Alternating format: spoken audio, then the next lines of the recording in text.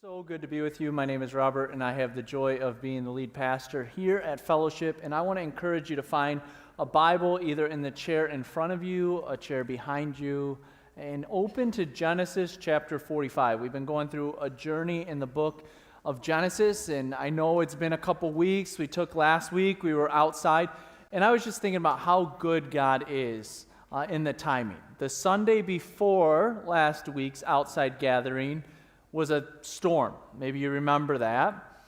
And then the Sunday after, being this week, it's been Wildfire City here outside. And so God's timing is always perfect, and that we got a beautiful day somewhere in the midst of the craziness of Michigan weather. But we are back in the book of Genesis, and we're going to be here in Genesis 45. Now, Genesis is only 50 chapters. I say only, that sounds like a lot.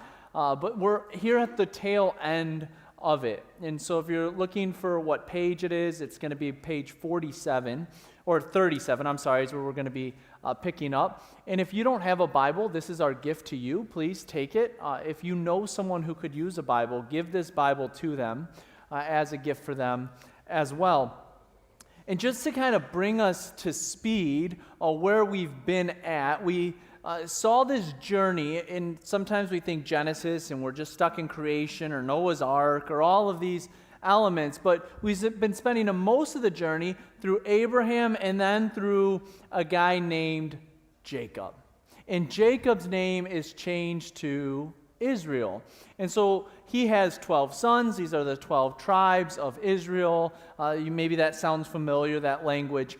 And we've been following not only Jacob, but his son Joseph, who was his favorite son. He gave him this beautiful robe. Remember, the brothers sold him as a slave. They were going to kill him, and then they decided, let's just sell him. Let's get something for it. And then Joseph is on this journey, and he is from a slave to elevated in the palace. Then he's manipulated and kind of blackmailed into now being put back into the prison. And then at the prison, he's stuck there for a while, years, and then he's out of the prison. Then he's put in charge of things in Pharaoh's household, and then he interprets these dreams, and he's number 2 in command because they know this famine's coming, but there's going to be 7 years of abundance before, and he gets all the storehouses ready, and he does all that, and then the famine hits, and then his brothers come back, and then he's like, nope, you can't come back again until you bring Ben, and then they bring Ben. You with me on the journey? That's kind of where we've been. And we've been following this Joseph, but Joseph now is going to shift to not a focus on Joseph and what happens, because him and his brothers have this reunion last week, or 2 weeks ago, but now it's going to shift to Jacob. And as we shift to Jacob and the focus on Jacob, whose name is changed to Israel, and Jacob being Israel is kind of how all the tribes play out, and we follow this journey, Jacob is confronted with something that you and I are confronted with in our lives. He has to be confronted with a reality that he didn't realize existed. He has to be confronted with a move that he was not prepared for. He has to be confronted with something called change. And as I was reading through this, I couldn't help but think how much change happens in our lives. There's good change and there's tough change. There's all sorts of change that happen around us. I have been thinking about my own family, and Jessica will joke with me. She's like, I just don't want things to keep happening to us because I'm tired of sermon illustrations happening all the time, And but our life has been seeing change left and right. For instance, some of it is expected change. Our oldest son is moving to middle school. That's a big change. He has to learn how to use a combo lock and all of those kind of things, and going to have to shift classes. That's a change that's coming. There's the changes that happen unexpectedly. For instance, my wife Jessica, she's a dental hygienist. That's why I try to rebel against flossing, but it's really hard in my house. And so she made a move from working with adults to working with kids, and she showed up to work one day, and her boss pulled her aside and said, tomorrow I'm selling my practice. And all of a sudden, change comes into the household. We have a family friend who's really close to us, and this friend is a close friend, the one who throws the best parties on the block. Do you all have that friend? Everyone loves that friend. They're like the ones who, they go above and beyond. But this friend has been facing the greatest challenge of her life. She was hospitalized, and just this past week had to actually lose a leg. You go through these changes and you are asking questions. Why did this change have to happen to my job? Why did this change have to happen to my family? Why did this change have to happen to my body? And if I'm being really honest, church, sometimes those questions are really hard to answer. And when people look and they say, but where's faith in all of it? Where's your belief in all of this? Where is your understanding? How do you wrap your head around this? I mean, I'll say this. I'm so proud of my wife. She sends the boldest prayers in these group text messages with all these neighbors that we don't know what they believe. And she's just like, I believe that these things are going to happen, but what happens when God has a plan that seems different than your plan? What happens when things go in a different direction than you thought they would go? Where is God in the midst of all of this? I think the deepest question that we can ask in these moments isn't just about the change itself. It's this question: where is God when life changes direction? If we're being honest, that's the question we can be asking a lot of times. God, where are you in this change? You've been there. You've been in moments, you've been in times in your life, and you've said, I faithfully served you, Lord. I've been there, Lord. But where are you in this moment? Jacob is about to face that question. For years, he's believed that his son Joseph was dead. He has learned to live with the grief. He has settled into the life that he never planned but had to come to accept. And he's about to find something out. This Joseph, this son that he thought is dead, is actually what? Alive. I don't think we can underestimate what he's about to find out. Joseph, who you're used to not being around, who you come to the place that you've realized he's dead, is actually not dead. He's alive. And not only is he going to be faced with that news, he's also going to be faced with the news of, hey, I also think that it's time to move from this land of Canaan into the land of Egypt. There is a lot of change that is about to happen in Jacob's life. And it's good news, but it's challenging and changing news. So the question still is whether it's good news or news you don't want to hear, where is God when life changes directions? If there's one takeaway that I could hopefully have you walk away with, it's this: when God changes the direction of our lives, His presence gives us courage to move forward. When God changes the direction of our lives, His presence gives us the courage to move forward. As we see this text and what we're going to see navigating through Jacob and what he has to wrestle with, there are several things that become clear. But the first thing that I see in the beginning of our text is this: God is ahead of the change. So God not only is going to be with him in and through, God is actually with him ahead of the change before it even takes place. Let's read the first few verses starting in verse 16. It says, the news soon reached Pharaoh's palace. Joseph's brothers have arrived. Pharaoh and his officials were all delighted to hear this. Pharaoh said to Joseph, tell your brothers, this is what you must do. Load your pack animals and hurry back to the land of Canaan. Then get your father and all your families and return here to me. I will give you the very best land in Egypt, and you will eat from the best that the land produces. I'm just going to pause there for a moment because something takes place that I find a few things are happening, but one is looking, and it's look at all that's being provided for. You have Pharaoh, the leader of all of Egypt, celebrating over the reunion of Joseph and his brothers. He's not selfishly saying, well, oh great, here you go, family's in the mix now. No, he's actually rejoicing over the fact that they are being reunited. It says, the news reached Pharaoh's palace. Remember, there was like this loud weeping, and you could hear the cries even though Joseph sent everyone away. And Joseph's brothers have arrived, they heard, and Pharaoh and his officials were all delighted to hear this. They weren't sad, they weren't mad, they weren't frustrated. They were happy to hear this. Why would they be happy? I think there's several reasons, and the text doesn't tell us why, it just tells us that they were delighted. And I believe one of the reasons could be it actually gave credibility to Joseph. It gave credibility to Joseph because he actually wasn't an orphan. He had a family that cared about him. Now, we could debate if they cared about him or not, or if they just wanted the goods that were being provided from Egypt. But it seems like there is actual genuine care there, and there's a family, and there's stability. And for the powerful position that he now held in Egypt, it actually gave him more credence to have this backing of his family. He wasn't just an orphan, he had a family origin, and because of his power and position, this would make him more trustworthy. So that could be a part of it. I think it could also be the heart of Pharaoh. Pharaoh seems at this time to be much different than the Pharaoh that they're going to have to deal with later on.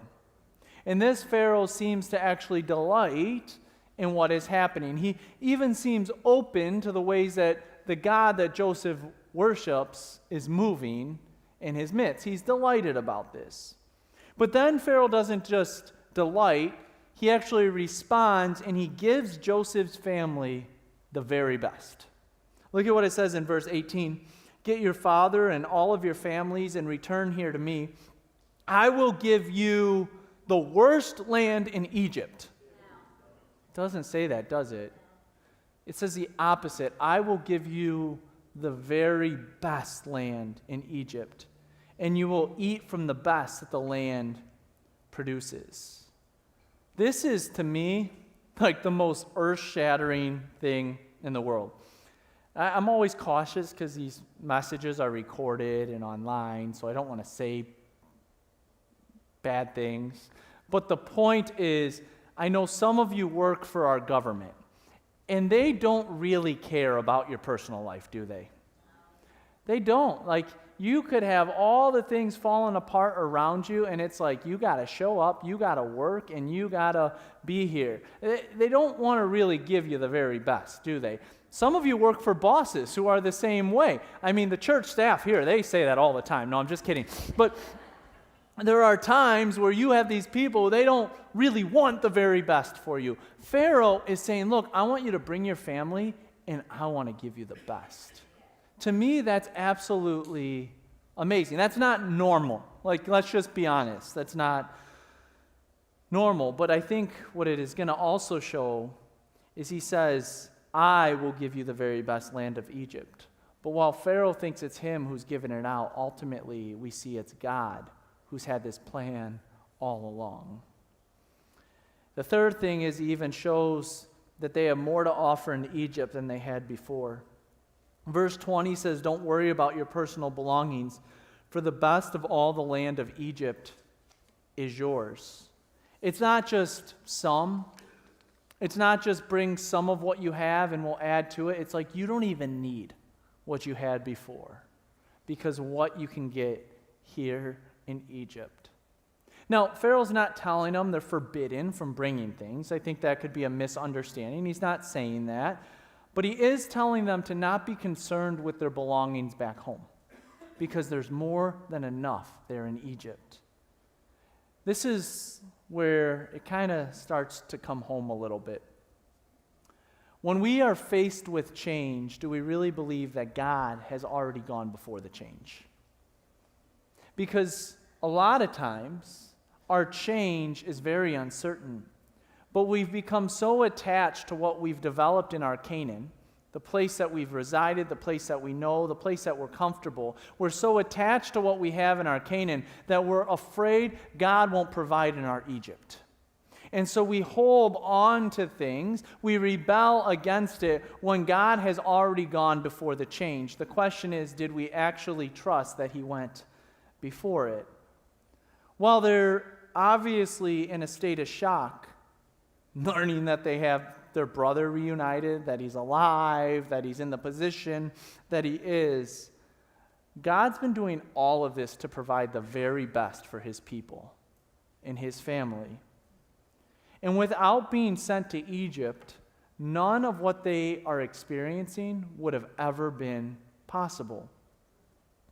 However, for the family to get to Egypt, they first must leave Canaan. And that's the change that Jacob is going to have to face.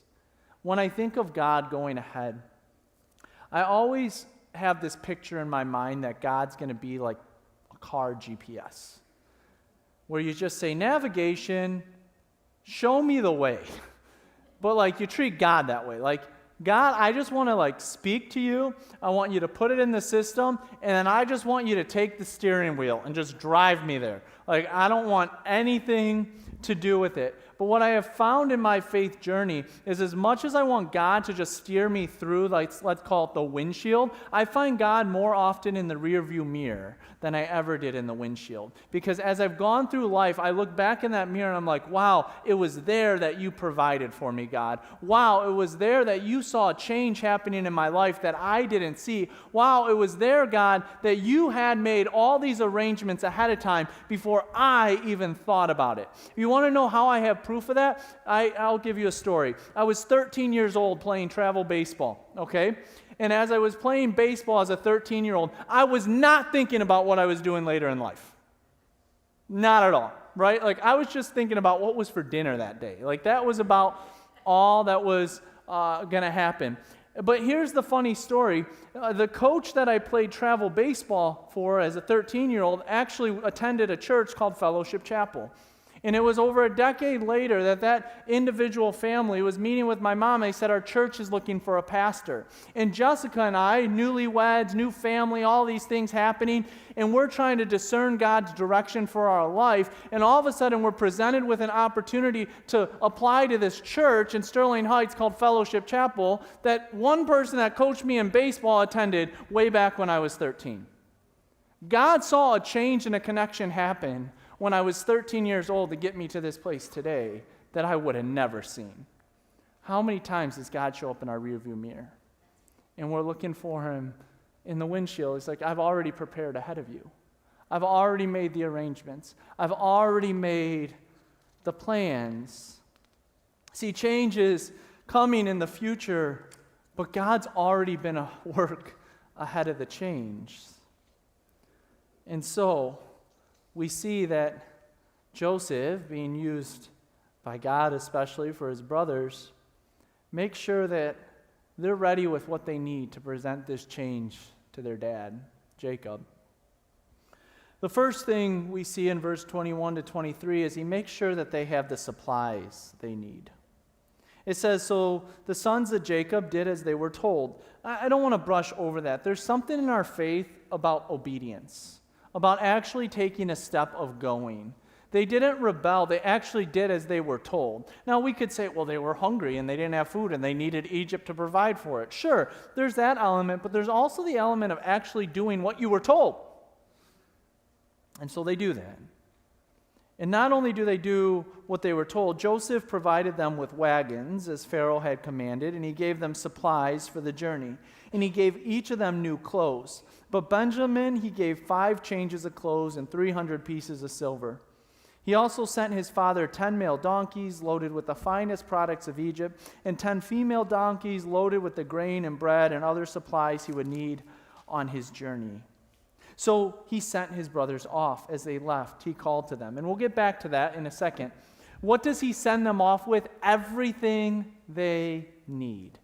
He's given them the provision. God has made it so that they would have what they need. And we're going to get back to this thing called the wagons that was brought up in a minute. So they have their supplies. But God also provided them with a united spirit. Okay, it says, Joseph sent his brothers off, and as they left, he called after them, "Don't quarrel about all this along the way." I found this interesting, right? Like, he says, stop fighting. Stop bickering. Stop quarreling. Stop arguing. Because this is what I imagine. They're leaving. They got their donkeys. Very important. They got their wagons. They're heading off. And Reuben and Judah are like, dude, you are so dumb. Like, what were you thinking? And then another brother pipes in like, what? Why? We were going to kill the guy, and then we sold him. Like, that was a genius idea. Good job. And then they're just arguing like, why do we do this to him? And what? Could you imagine what's happening? Like, in my mind, and then they're going to be like, and what are we going to say to Dad? Like, we told Dad he was dead. In fact, we showed Dad like this whole robe, and it was all bloodied because we fake bloodied it and then said he was killed by wild animals. And so, like, what are we going to tell Dad now? Because Joseph's actually alive. He's not really dead. Like, we've dug ourselves a pretty big hole. Can you imagine the quarreling that would be taking place? I have 2 sons, and there's quarreling nonstop. Imagine having 11 of them arguing with each other. And all of a sudden, Joseph is just like, stop the quarreling. Stop arguing. And I believe he's saying that because he's saying, look what God has done. Look at what God has provided. I'm not bitter. I'm not angry. I'm not resentful because I see how good God has been in all of this. Just go tell Dad that you got to head down here. And they left, and they returned to their father Jacob in the land of Canaan. So they leave. And I love how the Bible will just make a sentence. So it's like they left, and they went and told Dad. Like, there's a lot that happened. Number 1, you have to leave Egypt, and you have to go to Canaan. That's not a short journey. Number 2, you got all this new stuff you got to figure out how to navigate. And number 3, you got to have a conversation with Jacob about all that took place. And it's just like, yeah, they left and they went and talked with Dad. Like, let's just move on to the next point. So what we see is God went ahead of it. He provided the unity. He provided the provision. He provided the supplies, right? He went ahead of it. But what we're going to see next is God's actually at work already in the change as well. He has to do a work in Jacob that takes time. It doesn't just happen overnight. I think we think that we're supposed to face change and just all of a sudden be okay with it, as if there's no time to process things. That actually is probably more unhealthy than going through the time of actually processing what is taking place. Jacob has to go through a season of figuring this all out. So they get back to Dad, and this is verse 26, because we're going to see God is in the change. And I just can't imagine, like, if I'm in their shoes trying to figure out what to say. Like, this would be the hardest thing. Like, what am I going to tell Dad? So they just blurt it out in verse 26. Joseph is still alive. Now put yourself in Jacob's seat for a moment. Your whole life, not whole life, but for a long time, you have thought that your favorite son, the son born to the wife you love so much, that Joseph is dead. And his brothers come back and they say, actually, he is alive. I think I would fall out of my chair. Just saying, like, this is not some small little news. This is big. And he's governor of all the land of Egypt. So not only is he alive, he's the boss. Like, try to make sense of this. You thought he was dead. And now he's the one in charge of the storehouses. So it records Jacob's response. Are you ready for it? Jacob was stunned at the news. No, duh. Like, of course he's going to be stunned. But look at this. This is important. He couldn't believe it. He couldn't believe it. There's something there that is important. His first reaction isn't joy, is it? You would think it would be joy. And when I interpreted this, when I read this, I was like, man, he's going to have so much joy. He found out that his boy is alive. His first reaction, look at it. They said, Joseph is still alive. They told him, he is governor of all the land of Egypt. Joseph was stunned at the news. He couldn't believe it. It literally says he could not believe what just took place. A Hebrew translation of it would say, his heart went numb, for he did not believe them. See, Jacob's life suddenly became way different than he thought it was. And his first reaction is disbelief. Because for years he had lived by one story: Joseph is dead. He grieved that story, he carried that story, and he built his life around that story. And now he's being told that that story that he believed and has lived is not the true story, that Joseph is alive. See, I think sometimes change is difficult because it asks us to release a version of our life that we've grown accustomed to, even when the new reality is better. Sometimes change can lead us to a better place. Oftentimes it can. But it's the fact that we grieve what we're used to that makes the change so hard. Because we're so used to what we know, what we've been comfortable with. Even if it's dysfunctional, even if it's wrong, even if it's a lie, we are comfortable with it because we're used to it. And so we get frustrated when change happens. Why? Not because the change itself is necessarily leading us to a worse place, but because it's taking us out of our comfortable place. It's taking us out of Canaan, and it's calling us to move to Egypt. See, that changes things. Because what we're used to is no longer going to be our normal. Our work is no longer what it was. Our health or our body is going to go through a change. Our family is going to look different. Our future no longer looks like the one we had imagined. And so naturally we respond out of complete shock and disbelief.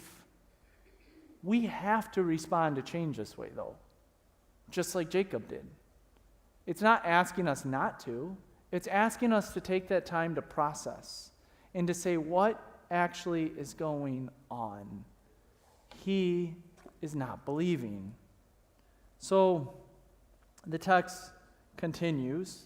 He couldn't believe it. But when they repeated to Jacob everything Joseph had told them, so all of a sudden they're like, all right, Dad, I know you're not getting it. Let us tell you the story again. And I'm sure it was and again, and again, and again. They repeated it. It doesn't tell us how many times, but they repeated it. And when he, catch this, saw the wagons, when he saw the wagons, something all of a sudden clicks. It's not just the story that he hears. That hasn't been clicking, has it? All of a sudden he sees the wagons. And something's different because of this. He sees the wagons that Joseph had sent to carry him, and the Father's Spirit revives. It wasn't the news itself. It was actually seeing this that changed things. See, the provision that God had provided ahead of time, the wagons, has now become the evidence God uses to work within Jacob to make the change possible. He had to have the wagons in order for his heart to begin to change. Sometimes we think we just got to say the change enough and enough. But oftentimes God has shown us signs and he's shown us things to help get us through the change, where he's like, look at what I've given you. I've given you a wagon. And over again he says, I know, but here's the wagon that I've provided for you. I am with you in the change.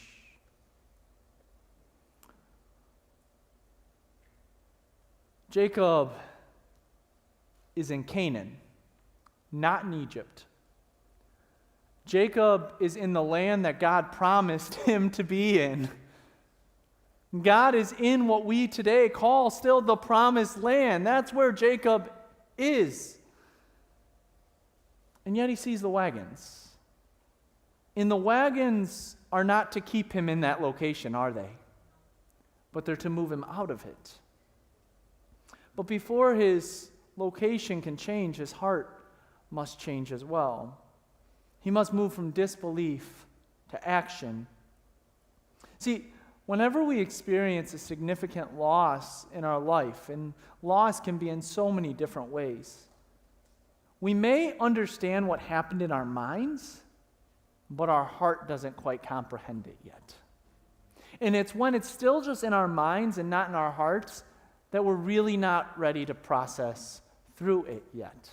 I might know the details, I might know what's taking place, but I don't know where God is leading in it.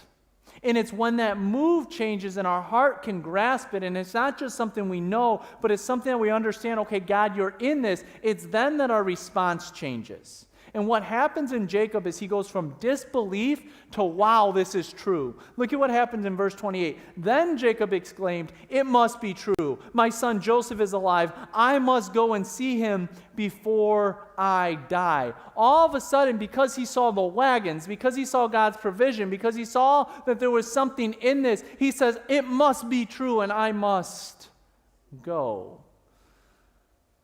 He moves from disbelief to conviction, from numbness to hope, and from standing still to preparing to go. There comes a point in change where we've got to take a step forward and say, okay, I'm stepping into this new reality. I'm stepping out of what I've become accustomed to, and I'm stepping into what God has for me next, even if I'm really scared to do it. But here's the big caution, is we can't step out in our own strength and in our own wisdom. We have to seek the will of God. Jacob takes the first step, but he doesn't go to Egypt right away. See, when God starts to move in my life, I'm very impatient at times, and so it's like I book a one-way flight to get there. I'm like, okay, God, just get me from point A to point B, and I'm going to just not go through the land in between. Like, just get me there. And I just jump to where I see him leading me versus letting him take me there and discerning along the process. God lead me each and every step of the way. See, being ready to see Joseph is not the same as being certain he would leave Canaan. There's a difference. He needs assurance from God and that God is still leading it. He sees the wagon, he hears the story, but he needs God's wisdom in this. So we get to chapter 46. It says, Jacob set out for Egypt with all his possessions, and he came to Beersheba, and he offered sacrifices to God of his father Isaac. So now, where does he go? He seeks God. There's a deeper question that we have to ask as we go through change. And it's this: is God really in this? Is God really in this? Our step isn't booking a one-way flight to jump from the one destination to the next. It's actually to drop to our knees and pray and say, Lord, I need you to show me if you're really in this. I see signs. I see ways that it looks like you've provided. I see it how you could have gone ahead of this, but I need to know that this is your will. Because I don't want to step out of your will, God, and into my own. I want you to show me the path through this change. Sometimes change becomes so much harder because we make it harder, because we forget who we need in the change and through the change, and that is God. You can't do it without him. So he offers sacrifices. And during the night, God spoke to him in a vision. Jacob, Jacob, he called. Here I am, Jacob replied. I just love that response. Here I am, Lord. I am God, the God of your father, the voice said. This is a response to those covenant promises, saying, I am the God of Isaac.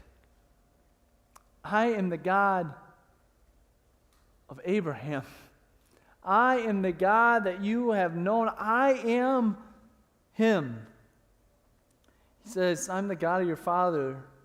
Do not be afraid to go down to Egypt, for there I will make your family into a great nation. He's replaying part of that covenant promise that I'm going to make your family a great nation, but this time it's not going to be in the land of Canaan. It's going to be in the land of where? Egypt. And he's telling him, I am with you in this change. And catch this, I will go with you down to Egypt. and I will bring you back again. You will die in Egypt, but Joseph will be with you to close your eyes. There's not all beauty in this. It's not some Cinderella story at the end. He's like, you're not ever coming back to Canaan. It's never happening again. You are going to actually breathe your last breath where? In Egypt. This is not a small change for him to have to endure. But God says something to him that is so critically important. He says, I will be with you. He doesn't say, Jacob, you're going to take your family. You guys are going to prosper. And there's going to be a Pharaoh that comes along, and he's going to hate you. And he's going to make you slaves for not 40 years, but how many? 400 years. And you're going to make brick out of straw, and it's going to be hard, and your people are going to cry out to me over and over and say, where are you? Where are you? What are you doing? Did he tell them any of those details? And he says, but he did say this, I will be with you. See, it's not always telling us everything that's going to happen, but God always promises his presence to be with us through it. And that's where we know God is with us through the change. See, when change is happening, it's so important to know we're not alone. You might feel alone. You might know, I feel like I have no one around me to help me navigate this. I have no one to call on. I have no one to support me. But God is sitting there and he's like, I'm right here with you through it. He says, I am the God of your father. This is his pointing to a promise. I have a promise for you.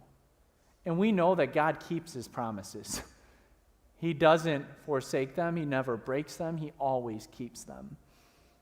And then he also says, I have a plan for you, because I will go with you down to Egypt and I will bring you back again. This plan is bigger than Jacob. See, change may not always make sense, but God's presence means it'll never be faced alone. And change for us doesn't mean that's the only part of the story. God's always writing a bigger story than we could ever picture in our own mind. And so what does Jacob do? He faithfully steps into the change. Verse 5 says, so Jacob left Beersheba, and his sons took him to Egypt. They carried him and their little ones and their wives and the wagons Pharaoh had provided for them. They also took all their livestock and personal belongings they had acquired in the land of Canaan. So Jacob and his entire family went to Egypt, sons and grandsons, daughters and granddaughters, all of his descendants. These are the names of the descendants of Israel, the sons of Jacob who went to Egypt. And then it says, if we jump to verse 26, the total number of Jacob's direct descendants who went with him to Egypt, not counting his sons' wives, was 66. In addition, Joseph had 2 sons who were born in Egypt. So altogether, there were 70 members of Jacob's family in the land of Egypt. 70 people go down to Egypt. This is absolutely mind-boggling to me. They don't know every detail. He doesn't tell them everything that will happen along the way, but God simply says, do not be afraid, and I will go with you. And that's enough for Jacob to move forward. He gathers his family, he packs their stuff, and he heads out with the wagons that were provided. Life is full of unexpected and sometimes expected changes. And maybe some of you are going through change right now. I know many of you are, because I know the stories of so many. And while you're going through that change, you're asking the simple question, but not so simple, where is God in all of this? And you've come to church, and you've read the Bible, and you've asked, and you've sought, and sometimes it feels like radio silence. But believe me when I say God does his best work sometimes in the wrestling. When you're saying, Lord, what is your will? And I want to know it, but let me encourage you, look for the wagons. Where are there wagons in your life that God's saying, look, I have already gone ahead of this change. I have wagons prepared for you. And where are you ready to hop in the wagon? But you first got to get on your knees and pray. And God is saying, just seek my face, and I promise I will be with you. Because God goes ahead of you. God is in the change. And guess what? God will continue to be with you through the change. So what step of faith, I mean that word, faith, taking that step, not even knowing, but trusting, do you need to take to trust that God will be with you through the change? Because this is something I'm learning. I don't want to ever say I've learned. I'm learning. What leaves us stunned does not leave God uncertain. Because so often I am stunned by the news I find out. But God has been certain through the news before I even heard it. And he is not uncertain, and he is not unknowing to what we're going through. He's actually gone before us in it. So what are you going through? And you may be sitting there stunned, but God is saying, I've got you. So now, let us be a people that trust him to be with us ahead of it, through it, in it, and by our side.